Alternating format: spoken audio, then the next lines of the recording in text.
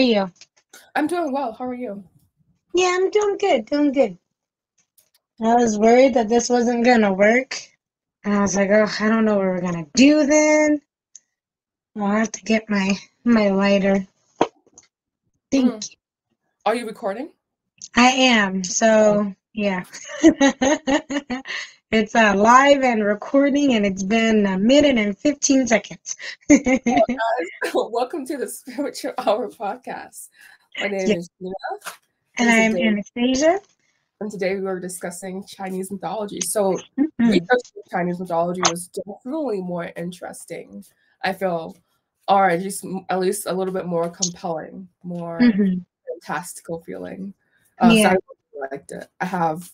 How many stories do you have? I have three, but they're short. They're just like quick little things that I found interesting. Because when I was researching, like, I wasn't finding a lot. I don't know, like, if it was just Google not giving me like good search like options, but Mhm. like, it wasn't a good. I don't know if you've experienced that before with like Google. Like, it's been hard to like find certain information lately, and yeah. For me personally, I couldn't find. I wanted to discuss the sun goddess, but Hmm. I did not find much on her. What I found didn't make much sense, so I'm like, I don't want to include something that Yeah. I can like barely comprehend, much less try to like relay and explain to an audience. So I'm like, Yeah, that's I'm how not. I felt too. I was like, I kind of had to like gloss over certain things and then just and like pick and choose like what made sense. But like it was kind of incoherent, honestly. Today we have connect with spirit, and I love that.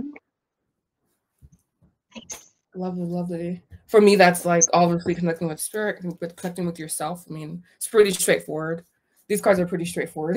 Connect with spirit, connect with the divine. Oh, ways to, I guess, nature, personal activities that you love doing, Hmm. um, and I guess reading, writing, but that's just for me personally. But connect with spirit. All right. So, what were your overall impressions researching Chinese mythology? Um, Definitely a lot more fanciful. A lot more centered around like spirituality as opposed to in Japanese mythology. It was more like cultural. Like it was giving more like okay, like do's and don'ts, kind of like Roman mythology. Um, and then I also the one thing that I kind of found interesting was this one goddess. Her name is Nuwa. I might be mispronouncing that, but basically her creation of man and like the two like her creating man with like her hands out of clay created the like the noble society, and then when she got like a little tired and lazy, she just like strung along a string along the earth, and then that created the lesser society, which is like the lower class because they weren't made with her hand. Mhm. So that I found interesting. That was one of the things where I was like, okay, it kind of explains their not caste system, but they're like a hierarchy that they have going on in there. That was kind of interesting. Yeah, it definitely for me made it kind of political or a little bit, just like kind of like how in Japanese it was. Okay, this is a story that we tell, kind of like keep those In little line. people in line. But I did like that story as well. Nuwa. Apparently that's how you pronounce. For me, I like I put everything like in italics or parentheses. But yeah, the creation goddess. Uh, and was that one of your stories? Yeah, it was a quick one because like they had multiple like variations of it, so I just chose like the easier one that would be easier to digest because the other ones were a little bit all over the place, kind of. Like there is after the flood happened, her and someone else like fixed the world, kind of like she like killed a tortoise and used the legs of it to like hold up the skies, like fix the pillars of like the heavens, and like but it Mhm. was just kind of like all over the place, so I just chose the more straightforward one. Yeah, I noticed it's kind of the same, not same, but a lot of the mythologies have a lot of different variations, and then definitely different variations of the same concept or story across regions. Mm-hmm. So I think that was kind of like that. Yeah, I like that myth. I did research that one. And she used the tortoise's leg as a pillar uh, Mm-hmm. for the earth because of, according to this one, the one I chose was slightly different. But it was with the war god named Gangun. Mm-hmm. Was on the brink of defeat. So he was furious and he began to beat his head against the mountain, causing basically cataclysms like floods, fires, and lightning. And obviously that hurt humanity, with everything kind of being unleashed. And so she felt bad, Nuwa, and she stepped Mm-hmm. in and she made, in this particular myth, she made an iridescent liquid, and she used this to mend a hole that was created, and this because of the Gongun Gongun guy, and this is also the origin of beautiful clouds. But then it kind of segues into her also killing the tortoise, who was Mm-hmm. wolf eyes, which is very interesting because there's this story, not story, I guess, but it's a book, and it's called Earth Wizard or something. I probably should have known the name of that, but I wasn't planning on talking about it. So I guess that's maybe why it's called Earth Wizard or something. No, this is not it.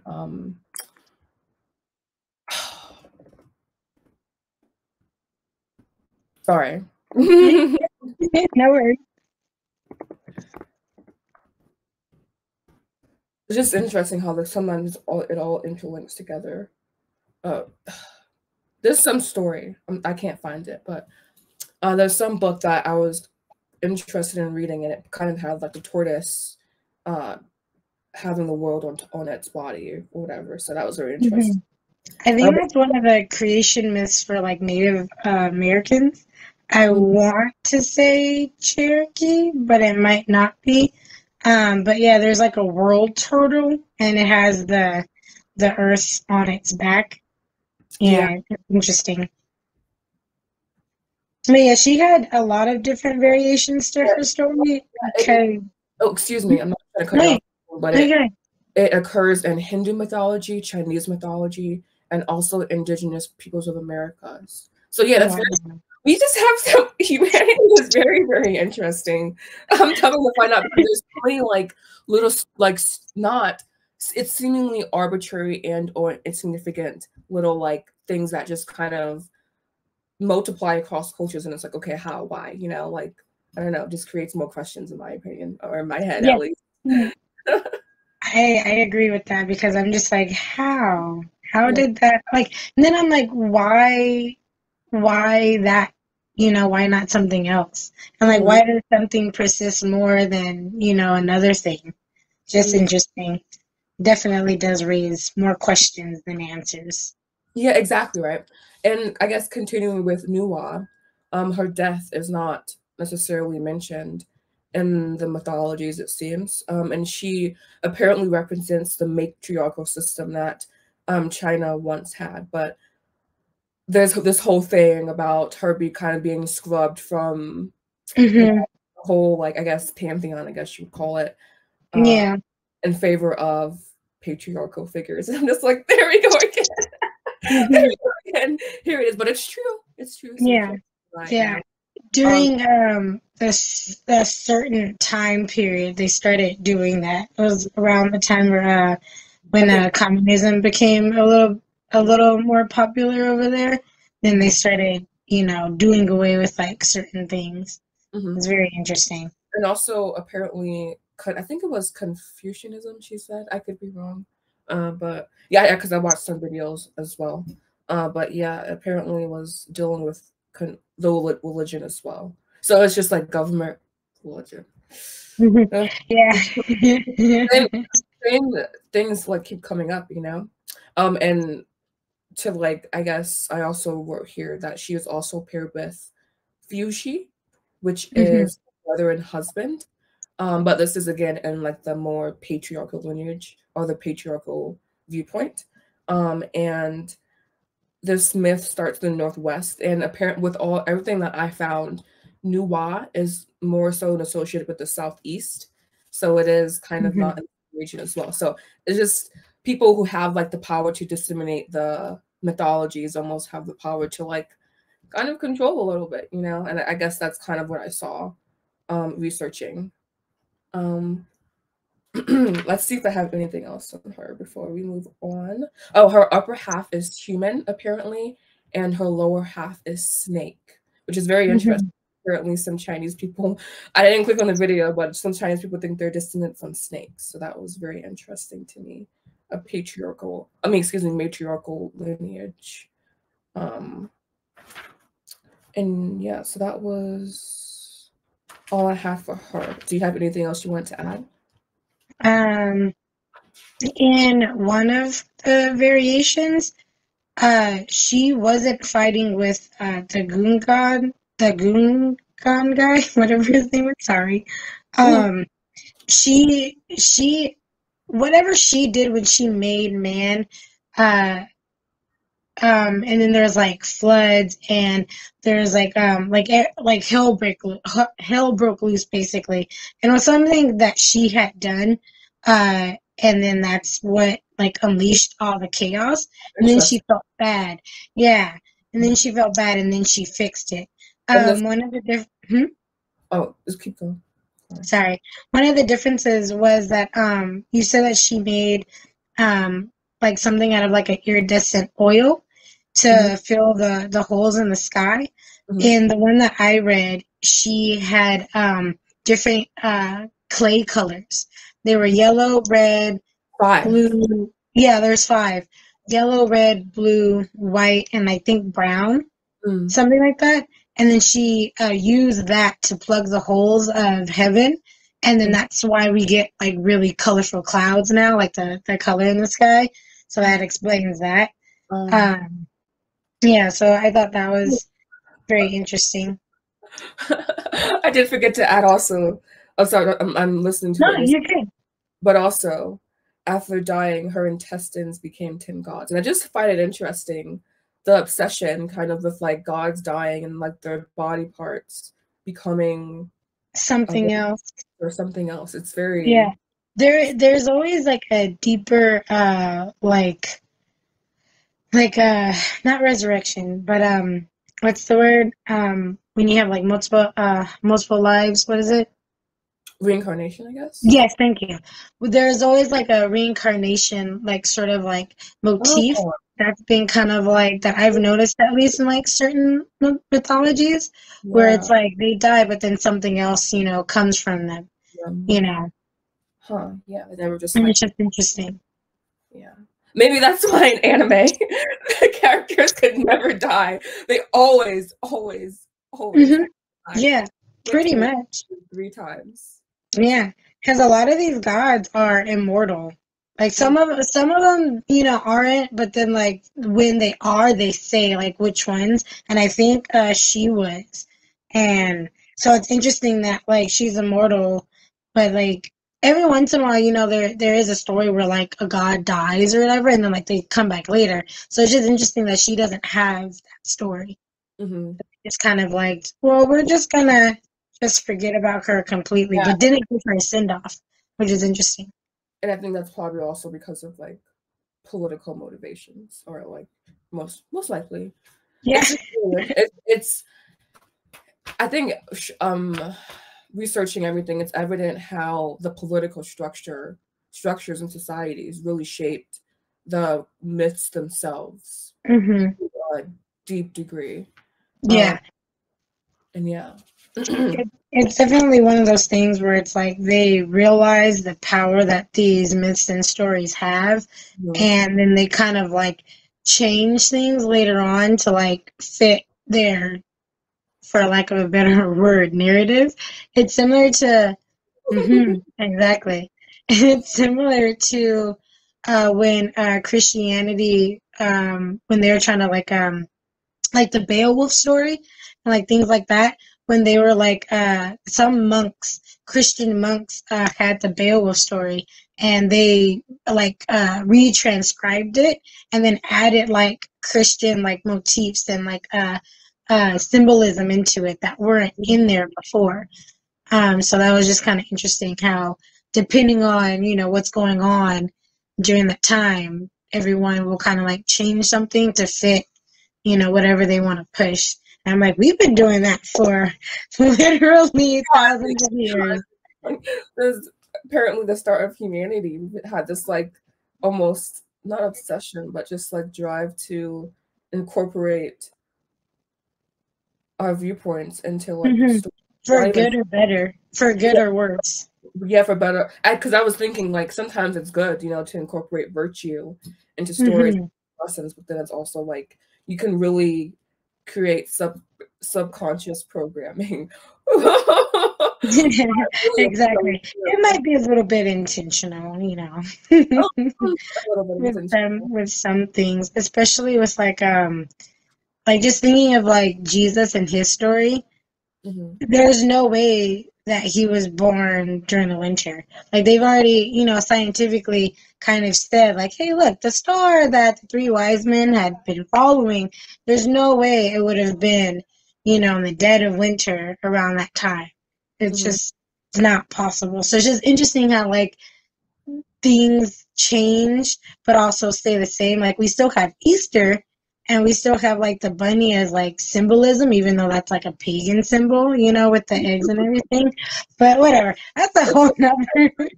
I feel at times like I feel that people don't really like to sit back and like scratch their head, and be like, okay, so what are we like really doing here? Like what does because we never celebrated Easter, so we always said, what does a bunny and Easter eggs have to do with Jesus? Exactly. Ask that question. It's a very good question. It is a very good question. Those two are kind of similar. Yeah, because it's interesting because since there's so many different like distinctions of like Christianity, there's like so many like subcategories. You get a lot of ones that don't celebrate like the pagan part of it. So they don't do, Easter, like you said. They don't do certain aspects of like Christmas because like it's like, well, that's pagan. Like these are things that like they still kept in to appease like the pagans and then try to get them over to Christianity. But then there's like, some, different subsets of like Christians that don't do that. And it's just interesting. So like, why do we have those things still? And it's all bizarre. Yeah, and then like people. I personally know people who are like not hardcore Christians, but pretty like hardcore Christians, and so it's just like I don't never discuss, I just don't do that. But yeah, I just have like so many like questions and like theories and videos and like just so much my head just wants to like beam over to them, to like I know. But it's just like you just can't do that. But yeah, you can't. And then also like the differences. We're off topic, but hold on. The differences between like why there's like 2 Sabbath days, because the Sabbath is supposed to be Saturday, but Christians celebrate it on Sunday because that's the day of rest. But it doesn't make any sense. Understood, because it said Bible says 7th day is Saturday. I mean 7th day is the Sabbath. Okay. We do Sunday, Monday, Tuesday, Wednesday, Thursday, Friday, Saturday. 1, 2, like we can count, and 7th day would be. So I was always just really confused as a child as to like, guess what we did the 7th day, which is Saturday. But for like regular Christians, which was Sunday, I was always have the burning question in the back of my mind. Yeah, I know. I don't. Can we not calendar? Can we not count? Like this is what's going on. I don't get it. You know what I think it is? I think I just have this thought right now. I might be wrong, but I know that like at some point we stopped following the Gregorian calendar, which I think was Saturday through Sunday. So that was or Monday through Sunday. But over here, like technically, our calendar, it starts on Sundays. So I think that's the calendar that we've been following. So when like Christianity got like even more popular, like during like Roman times, like when they switched over to the Julian calendar, it started on Sunday. So I think maybe that might be why. A mixed match of calendars. because I know in Chinese, bringing it back to Chinese mythology, but not really. But I know I didn't look it up because I didn't watch the video. But I know that they also had like a specific calendar, which is very, very intricate and detailed. I'm just like, this is not going to be good for the topic, but I'm gonna watch it, you know. But it's just a lot. But yeah, calendars, like how we have so many different calendar systems, but how we still kind of almost take from them, I suppose. Mm-hmm. Maybe that I would have to look up the different calendars in the world. There's so many. Because, I mean, just during the Roman Empire, like, I think they switched like 3 times. Because even before the Gregorian calendar, there was something before that. I don't remember what it was. But now we use the Julian calendar. That's the one that we've been using for, you know, like a long time now. So it's just interesting. Oh, see, like, What'd you say? Who was making these decisions, you know, as to like calendars we follow? I have no idea. That's the thing about like trends or yeah, I guess like trends for word that I can't think of another word. But like it just kind of happens. You know, it's one of those things where it's like if enough people do it, it just kind of like becomes accepted. That's the problem with like sometimes with our society. It's like enough people just do something, it's just the standard, you know? It's a good and a bad thing. But yeah. So back to Chinese mythology. Yeah. What else do you have? For Nuwa, I have one more thing to add. She was worried about humanity, so she made them pair up. I was like, how awesome Christian of you. Male-female pairs. And every second month, a festival was held in her honor, and man and woman would marry, and they would use the earth as their bed and the moon as their canopy. So you know what they would do in honor of her. So that was all I had from Nuwa. I quite liked her story. I feel that, well, at least the ones that I read, she just seemed very like chill, very nice, like or even just how she was, the myths she was associated in. I just found them to be nice. I do have one more thing. I forgot. So I don't know if she was banished from heaven, but she wasn't in heaven. She was on earth. And she was by herself for like a very long time, and then like she was really lonely. That's why she created man in the first place. Because she was lonely. Sorry, I hate cutting you off, but she looks at her reflection, and then that's how she creates man. Oh, interesting. Really interesting. Yeah, that one was, she was banished from heaven. She's lonely, and then she creates out of her reflection. Oh, yeah, she like. Sorry, go ahead. No, yeah, I was like, I wanted to clarify. She was like a pond or the yellow. What is it? The Yellow River, which is I think maybe a major river in China. She saw her reflection, and then she was like, suddenly she had like an inspiration, like, oh, I have to create man. And from there, she like was handmade them, and then she got a vine, and then she made them from whipping the mud. And, you know, the same ability commoners, but yeah, it was from that not being lonely. So I'm like, oh, how interesting. So many different variations for the story. It's again a giant game of telephone. Like, true. It's crazy. All right, what else you got? All right, I have a cool story that I like.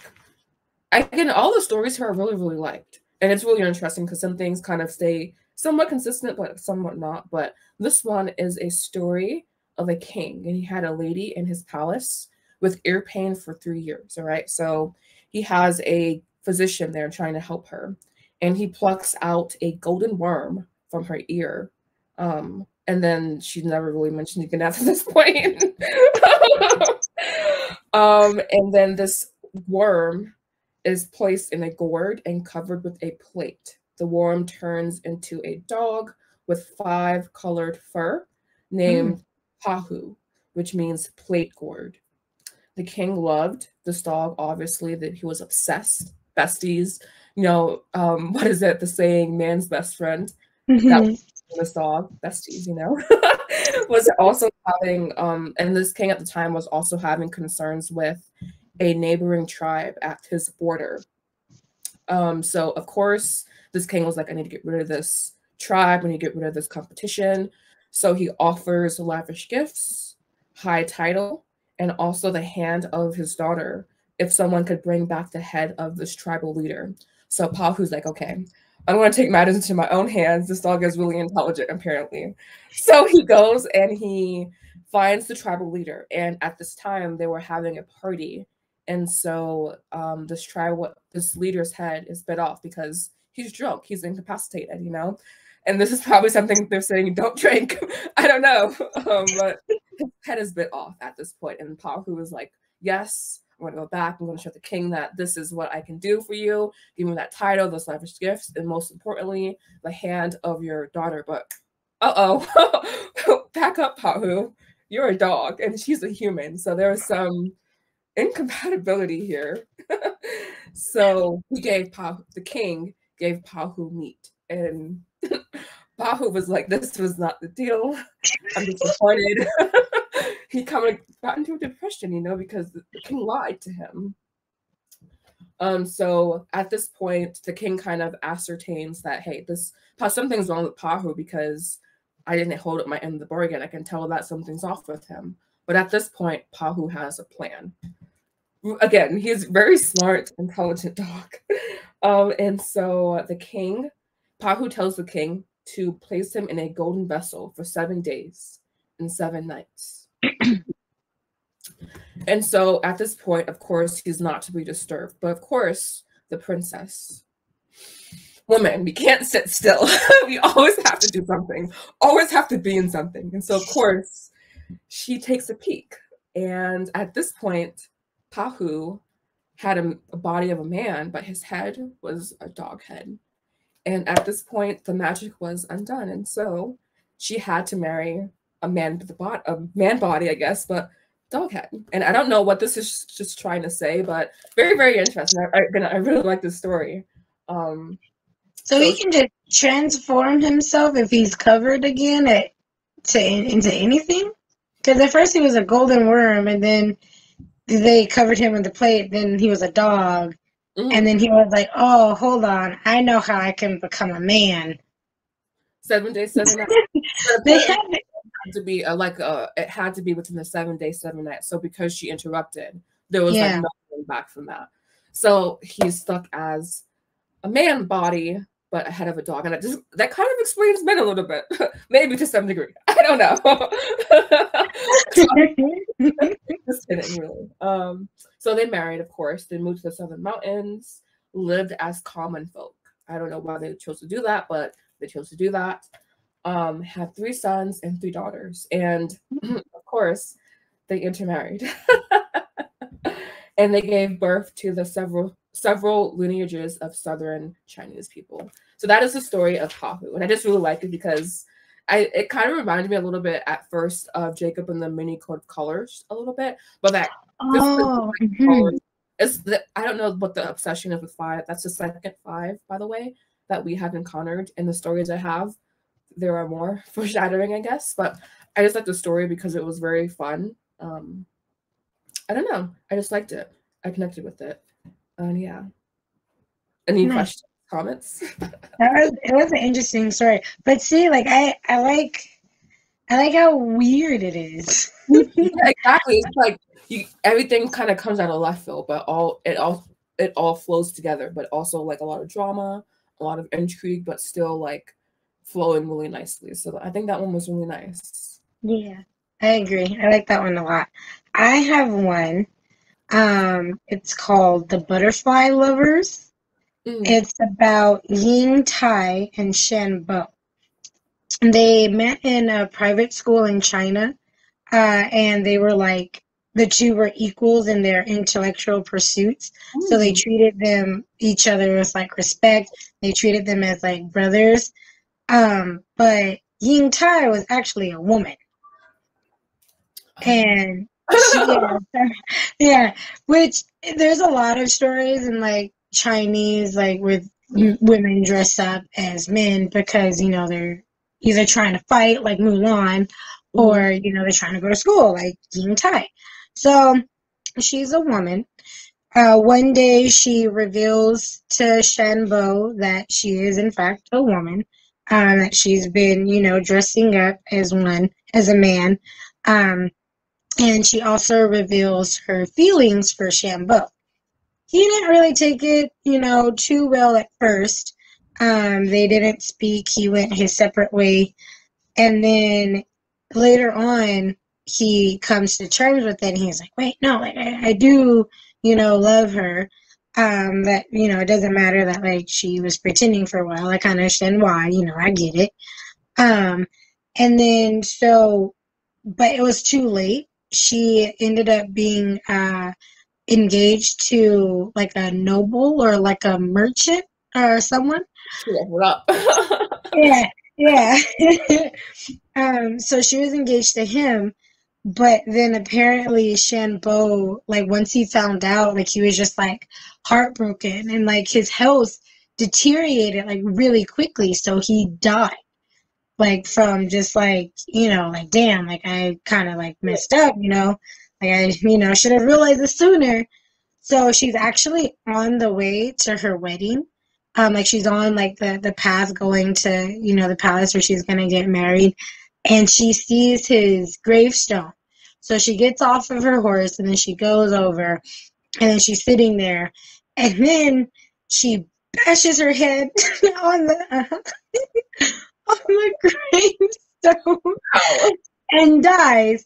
But then from her head, you know, fly out beautiful butterflies, and that symbolizes that her and Shanbo have reunited in the afterlife and are together forever.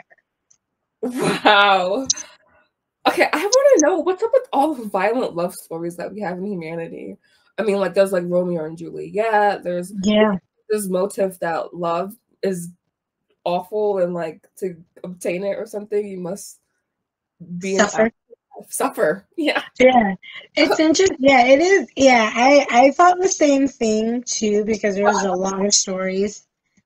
I like it, but like yeah, it's a good one. I like the images like it brought to my head when I was reading it. This was just I just jotted it down, you know, kind of like paraphrased it quickly, but like it's a good story.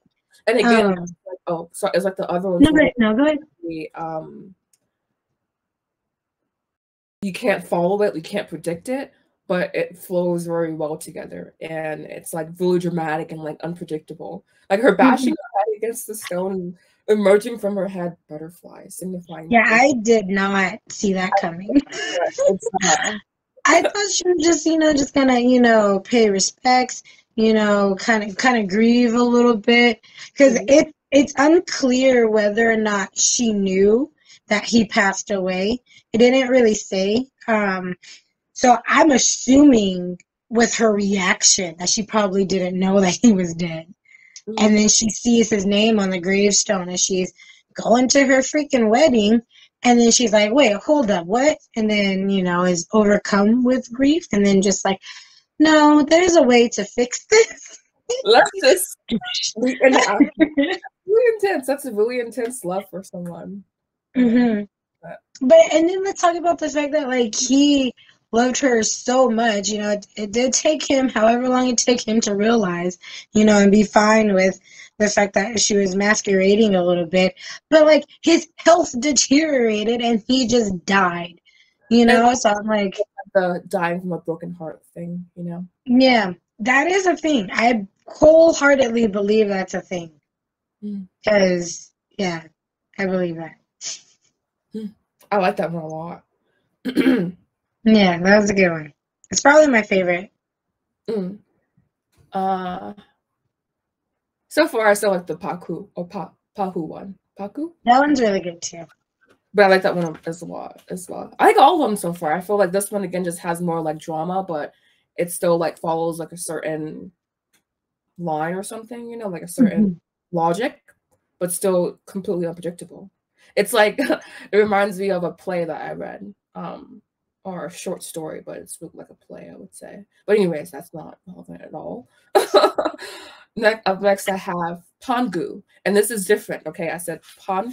It was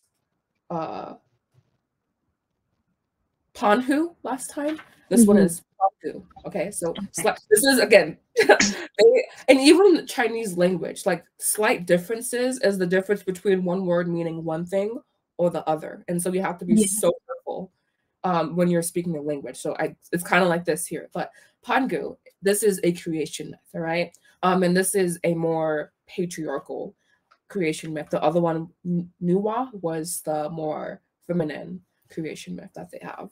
So Pangu is central legend and Taoist legend. So of course this is more religious-ish feeling.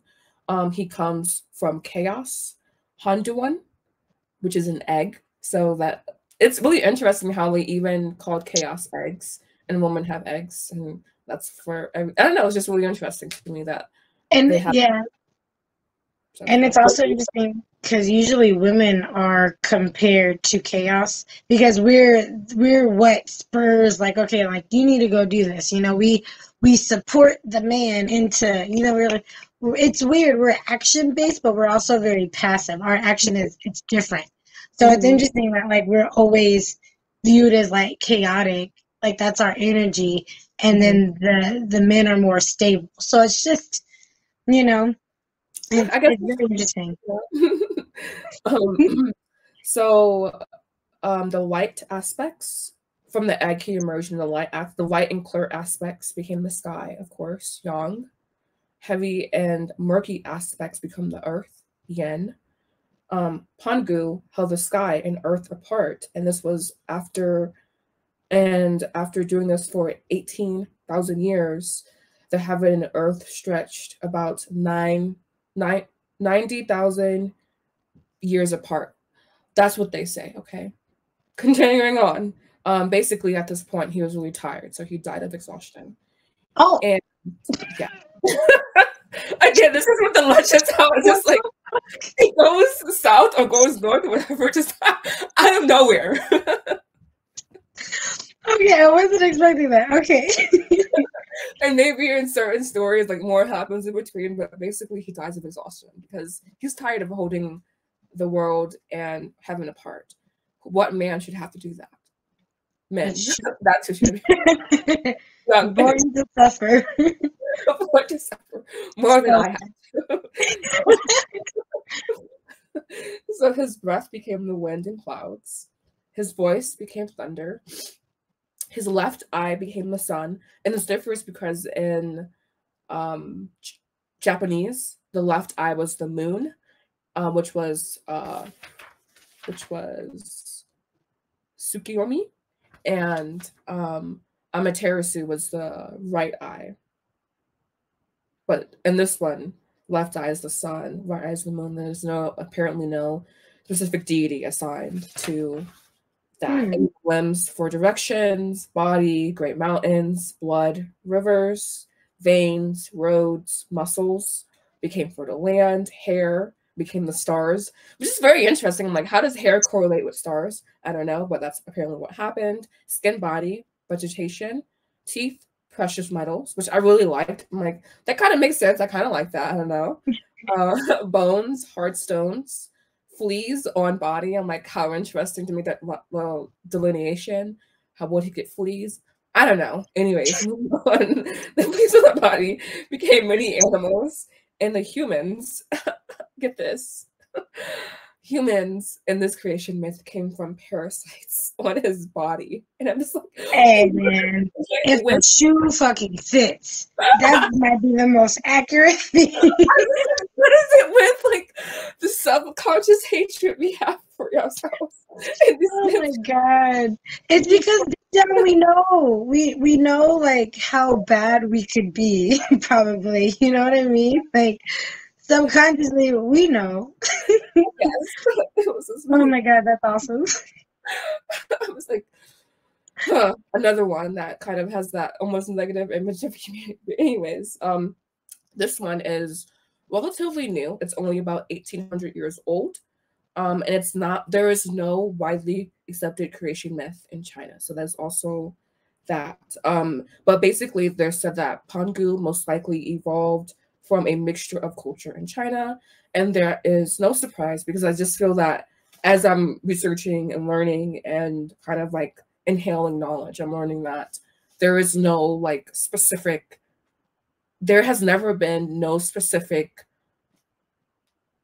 triangle, or like there's no monotheism, or like there being like one like hard yes or no, has never been present basically in humanity, except for now, apparently. Except for now, like we now know, we now have evolved to know that yes and no is like Christianity, basically. Now some other religions, but mainly Christianity. I'm not saying anything negative or anything, but I just feel here it's almost accepted that we don't know, so we're just going to like say some things, mix some things together, but knowing that we don't know almost. But Pongu, I like Pongu. I feel Pongu kind of reminded me of maybe Atlas, I would say, because but he's holding it up, yeah. But I would say that's probably the only correlation between other cultures. But I liked him. That was a wild ride. He lives on parasites. I'm like, wow, how lovely. But when you know, you know. Honestly. Oh man, that was a good one. Do you have another one? So this one is another just really quick one. It's the Monkey King. So it's where mentioning him. I just knew. I was like, I might even gonna look it up because I know Miss Anna will tell me everything I need to know about the Monkey King. So again, like this one just has so many different variations. So I took the one that is more like I took the one that more aligns with like Hindu, because they're saying that like he's possibly inspired by a Hindu god named Hanuman, because there's a lot of similarities. Hanuman is really quick segue here. I actually went to a Hindu temple here and I saw that god statue. Like, oh, that makes a lot of sense to me. But yeah. Oh my goodness, you have a Hindu temple over there? I need to visit. Oh my god, that's awesome. Okay, so yeah, so Hanuman, he's a monkey god, and the Monkey King in Chinese myth, his name is Sun Wukong, and he was born of stone.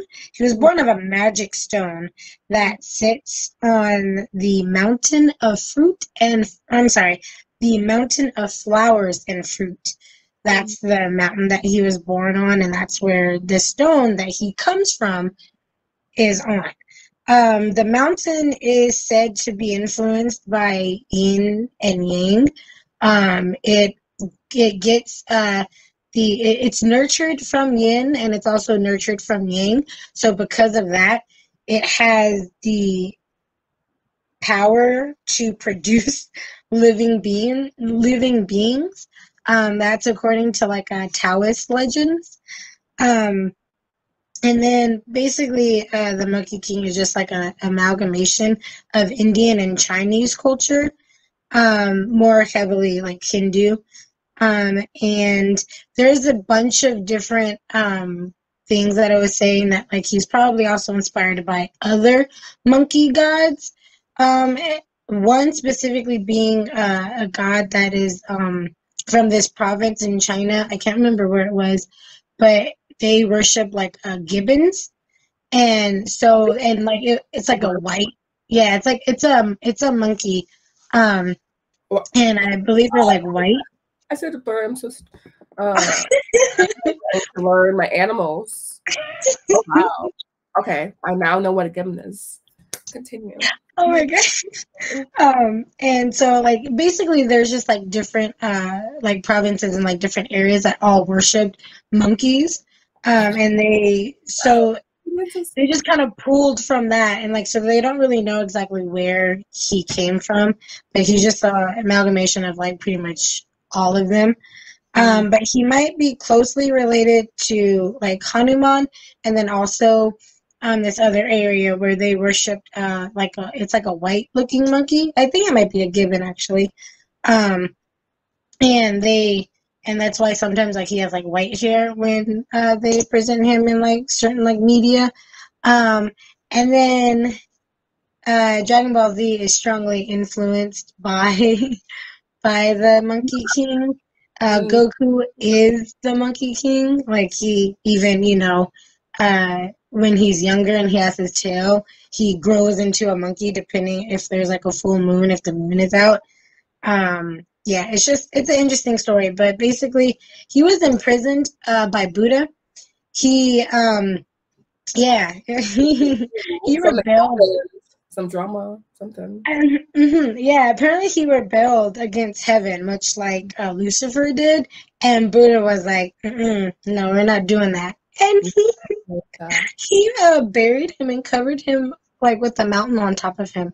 And then he eventually gets out, and when he gets out, he's trying to that's what Journey to the West is based on. So they're in China and they're going west to go into India to find the sutras of Buddha.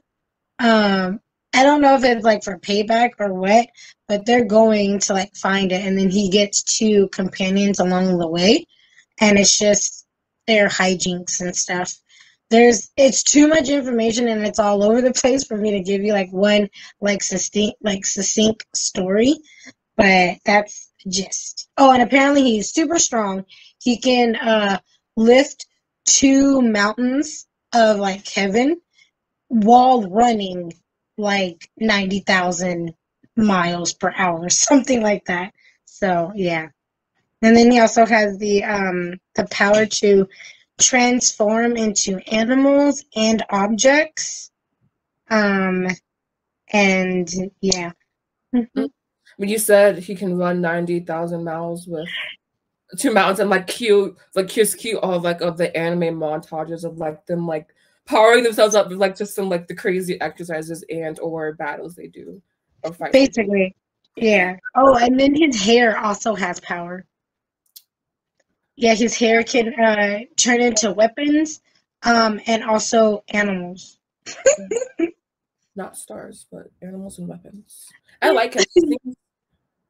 I think the core, again, like I was saying before, I think the core of what I'm learning about all of this is that so many cultures borrowed from each other. We learned a lot from each other, and we were so connected before we were connected, with a foe. Exactly. And then it's also like, well, how do we have like all these different stories that are very similar? It's really just the name changes that like make it distinct. And it's like, to me, that shows that we were more integrated in each other's like societies, and like we were probably trading a lot earlier and like having access to each other, because honestly that's the only thing that makes any sense, like unless it was just like one like weird like not mass psychosis, but like what I'm trying to say, like one weird like everyone just on the same wavelength, which I guess is a possibility, but it's probably more likely that like we were just all connected. Yeah, like probably way before we were taught in school, I would say, because the legends are just, at least I guess for me personally, legends just are so similar across cultures. It's just it's like you were saying, it's either we were on some crazy wavelength or something, which I'm like, I'm not ruling that out personally, I guess, but like it's also like it's either that or we were just in connection before, because these legends are just so similar, and or maybe changed, but like I think, I don't know, it's just strange to me, like the similarities. I have two more stories centered around women. So first we would do Kuan Yin, because I feel Kuan Yin. Yes! I was hoping that you would do her, because I love her. And the pink that we're wearing is so representative of Kuan Yin. I know. I love her. I want a tattoo of her going down my left side, because like I love her. I think she's awesome. And I like the fact that like she's floating on like a lotus. Like I think that's goddess, very well respected, well loved. I think well honored.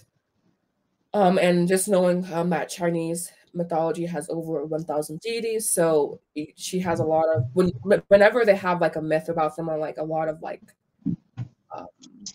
interest, I guess, you can tell that they're special and or important. So she is the goddess of mercy, and she will never rest until she has freed humans from the cycle of birth because of the struggle of life. So she's here to help basically liberate humanity. And a story that surrounds her was that her head was split into 11 pieces because she was basically trying to hear all the cries of humanity, trying to help all of humanity. And I noticed a lot of stories have this like image of women being very, very like sacrificial. But yes, Kuan Yin is very, very sacrificial. But I guess Lord Buddha, Amitabha, I'm saying that wrong, but a specific Buddha. This one is Buddha of eternal life, one of the 5 cosmic Buddhas of esoteric Buddhism, and he was around 650 CE. Oh wow. Not recent, but I would say a decent time period to come about. So pretty, you know. I didn't realize that there are 5 cosmic Buddhas. I thought there was just the one. Yeah, this is again, and number 5 again emerging again in the mythologies. That's like, what's up with the number 5 in the Asian sphere? Yeah. But yeah, 1 of 5. And he gave her 11 heads to hear the cries of suffering. So because her head split, he gave her 11 heads, blessed by the Buddha, good Lord Buddha. And her arm shattered while trying to reach out to humanity. So she was giving 1,000 arms. And my smart ass was like, what if she was giving 1,001 arms? What would she do with the extra arms? How would that work? So extra all the time. And she is limitless, and again, she relieves suffering in 6 realms. And she is often seen with lotus, but also the willow branch, which heals illnesses and fulfills wishes, and water, which purifies bodies and extends life. So again, Kuan Yin, just like kind of the quintessential goddess here. And she's a helper, you know, and I really like her. I like her energy. And I know when I got my Reiki certification, there was this beautiful picture of her. I was like, wow, it was stunning. I'm like, just really connect with the peaceful energy that she exudes in her imagery. So I really like her. And I decided to shake things up this time. I did a demon this time. So this is because they have a lot of an archetype. So this is a fox demon, a Huliji. Hulijis. I like them because I feel like I kind of resonate with them a little bit. All right, so again, I think a lot of this is either kind of representations of archetypes of humans, I feel, to a certain degree. So Hulijis are capable of shape shifting. They are tricksters, usually evil, but they can be good, just depending, and they lie somewhere between human and God and human and demon. So they're just ambiguous in their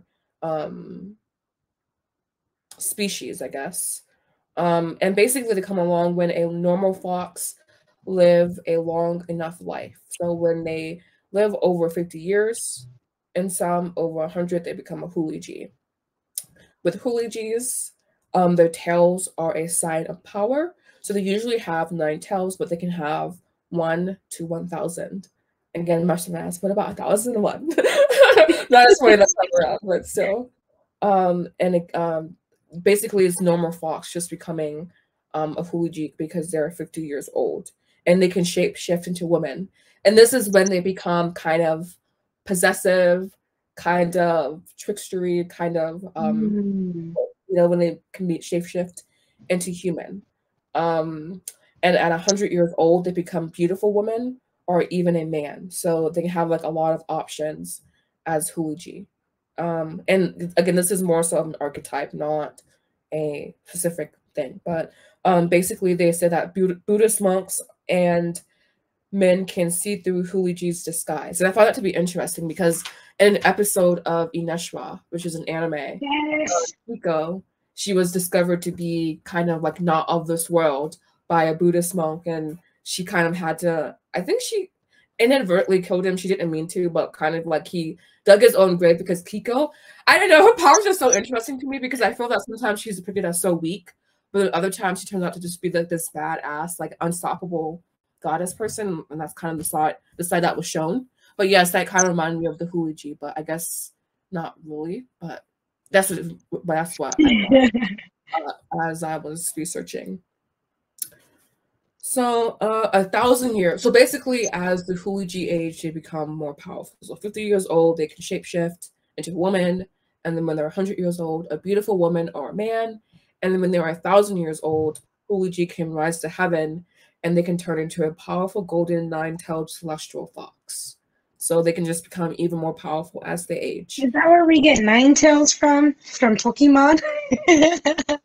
I know that there's different versions of Huliji in cultures of Asia. So I know that in I know that in Korea they're called G something. Starts with G. It's the same like idea. And then in Japan they're called one with a K, Katsuni. I don't know, something like that. But I know there's different versions of like the same idea across cultures. So possibly that is an influence. And basically they can make visions to fool the eyes, and they can also possess. And when they shapeshift, by the way, you can kind of tell that they are Huliji because sometimes their tails kind of pop out, you know, and kind of they lose control, and or they have foxy features such as eyes and a sharp jawline. But when they possess victims, they go insane. So like their victims kind of don't have a chance, and this madness can be passed down generations. So like if you fuck with the Huliji, basically you can kind of get messed over a little bit apparently. And these foxes can also suck you dry. So it also kind of ties into the idea of a succubus, because a lot of Huliji, again, are women, and so like they suck the man dry during intercourse. And they can carry this energy sometimes in a ball and sometimes on the tip of their tail. But then here is the duality of the Huliji. The Huliji can also use this power that I guess they suck from men. So I guess they really are evil, technically, but they have duality at least. They can use it to heal. So they can use the power they store in the tail or in the mouth as power to heal. And fun facts. They love eggs. They are night animals, and they can live in cemeteries and also abandoned buildings.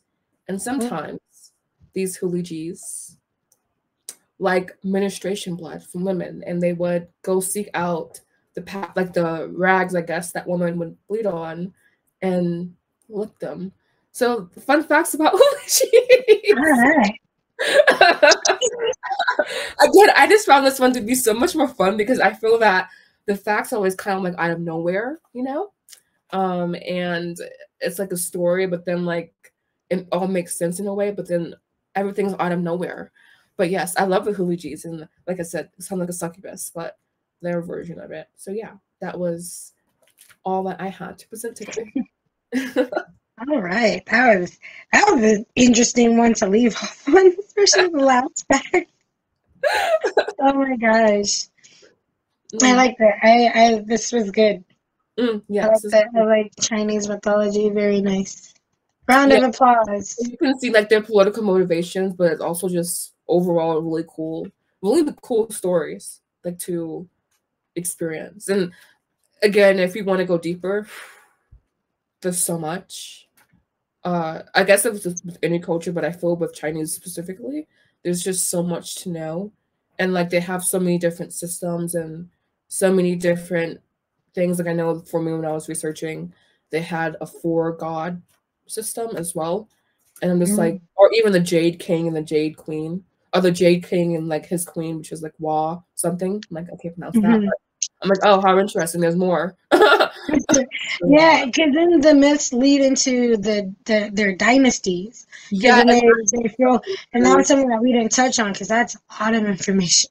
yeah, and I was kind of going to do that because I know there's some kings that, like, again, like their lineages are tied to the gods, but I'm like, that's kind of like mapping out entire timelines of history. Yeah, that would take like multiple episodes. Which is connected, to their mythology. So it's really interesting how they directly and like almost boldly, I would say, connect their mythology to their people, human history. It's similar to even Christianity because there's the people that are descended from Abraham, and the people that are descended from Moses, so and people believe that. Like they're descendant like directly from those lineages. I'm like, I can't tell people what to do, but I mean, right, to me. I know. Oh my god! Yeah, I think y'all know like the. I want to text you that because I don't want to like offend me. My humor is punchy and direct, kind of blunt sometimes. But yes, again, I love this episode of this podcast. I love Chinese mythology. I found it to be very, very fun to research. They love the number 5. I know they have 5 elements as well. So I found that to be fire, wood, earth, and metal. Yeah. And air. Yeah, so it's really interesting in number 5 throughout their culture. But yeah. That was everything I had. Did you have anything else you wanted to add today, Miss Anna? We are good. All right. So this has been our podcast, The Spiritual Hour. I honestly don't want it to end because it was so giggly. I know. And it was actually an hour today. We're at an hour and 2 minutes. Yes, so great times, fun times. And we'll thank you guys so much for tuning in. Yes. My name is Gina. I'm Anna. And this is our podcast, The Spiritual Hour. I want to thank you guys so much for joining. Yeah. Be blessed. All right. I don't know how to end this, so bear with me. All right. Let's see.